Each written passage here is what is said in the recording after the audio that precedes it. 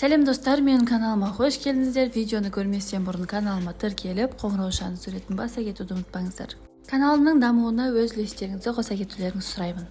Видео барысында сіздер тізе неге ауырады, остеоартриттің себептері, белгілері және емі жайында білетін боласыздар. Осы және өзге сұрақтардың жауабын білгіңіз келсе, видеоның соңына дейін көріңіздер. Остеоартрит және остеоартроз бұл буындардың бірдей ауруы. Бұрын біз остеоартроз деп атайтын едік, өйткені аурудың патогенездік шеміршек тінінің дегенерациясымен, қарапайым сөзбен айтқанда, жасқа байланысты өзгерістерге немесе жарақаттарға байланысты буынның механикалық тозуы. Бірақ сонымен бірге буында қабыну процесі жүреді. Сондықтан біз қазір остеоартрит сөзін көбірек қолданамыз, өйткені бұл аурудың артында бүкіл буынның дегенеративті қабыну өзгерістері, соның ішінде шеміршек тіндері, сүйек және жақын орналасқан жұмсақ тіндер бар. Тізе буынындағы ауырсыну адам өмірінде өте жиі кездесетін құбылыс. Бұл көптеген факторларға байланысты болуы мүмкін. Әдетте негізгі себеп оның анатомиялық құрылымына байланысты тізе буыны жарақатқа өте осал. Ол күнделікті үлкен жүктемелерге ұшырайды, әсіресе артық салмағы бар адамдарда. Сондай-ақ қарқынды спортпен айналысу кезінде, күнделікті тұрмыстық немесе кәсіби қызмет кезінде симптомның пайда болуы мүмкін. Тізе ауырсынуының себептері. Тізе буыны көптеген әртүрлі элементтерден тұрады. Олардың әрқайсысы өзінің функционалдық жүктемесін көтереді. Неліктен тіземіз ауырады? Келесі факторлар тізе буынындағы ауырсынуды тудыруы мүмкін.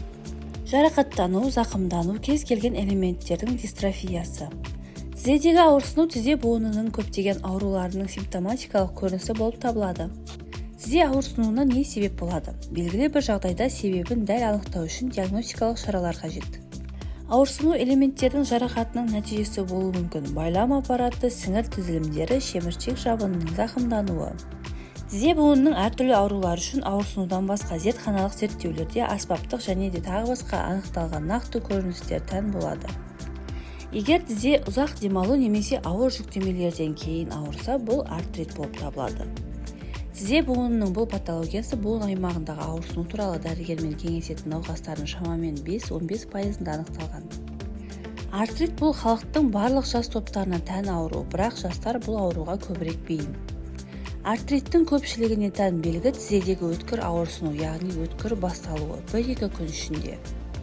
Артрит бұл қабыну процесі, сондықтан тізе буынындағы өткір ауырсыну келесі белгілермен бірге жүреді. Ісіну, гиперемия, түнде күшейетін қатты ауырсыну. Артрозбен және мениск шеміршектерінің зақымдануымен ауырсыну тізе буынындағы моторлық жүктемемен көрінеді немесе күшейеді. Яғни артриттен айырмашылығы тізеге жүктеме болмаса, ауырсыну жеңілдетіледі. Артритпен ауырсыну синдромы әртүрлі этиологияға ие. Жүктемені азайту және буынды иммобилизациялау арқылы одан құтылу жұмыс істемейді. Сонымен қатар артрит тізеден басқа бірнеше буындарға бірден әсер етуі мүмкін. Артроз қатты ауырсынумен бірге жүретін тағы бір өте жиі кездесетін тізе ауруы. Патология тізе ауруымен келген адамдардың 35-40%-ында кездеседі. Әдетте бұл жас санатты 40 жастан асқан, сол жақ тізеде, оң жақ тізеде де жиі бір мезгілде зардап шегеді. Қатты ауырсыну бірде пайда болуы мүмкін, бірақ сезімдер уақыт өте келе бірте-бірте артады. Біреуге 1-2 аптада, біреуге 1 айда. Артритпен айырмашылығы тізе ауыртпалық түсіргенде ғана ауырады. Алдымен адам ұзақ жүргеннен кейін ауырсынуды сезінеді. Уақыт өте келе тіпті қысқа қашықтықта жүру де көптеген қолайсыздықтар әкеледі. Кейінірек науқас баспалдақпен көтерілу және түсуді үлкен қиындықтарға тап болады. Орындықтан тұру қиын, яғни жүкпен тізеңізді бүгу. Ауырсыну синдромы жоғалады, егер демалсаңыз буынды иммобилизациялаңыз. Уақыт өте келе тиісті ем болмаса, синдромдар айтарлықтай күшейеді. Буын деформацияланған, жүргенде немесе тізені ұзартқанда сықырлаған дыбыс болады. Ауырсыну күшейеді. Патогенезі құрылымының бұзылуына, артикулярлық қуыстың шеміршекті қабатының деградациясына байланысты бұл буынның деформациясына келеді. Бастапқы артроз немесе жасқа байланысты шеміршектің табиғи тозуы нәтижесінде пайда болады. Қайталанма жарақаттардың нәтижесінде немесе басқа да бір қатар себептер. Мұндай себептер жұқпалы артрит, сүйек немесе шеміршек тінінің ісік зақымдануы болуы мүмкін. Нәтижесінде бұл ауру әртүрлі жастағы адамдарда пайда болуы мүмкін.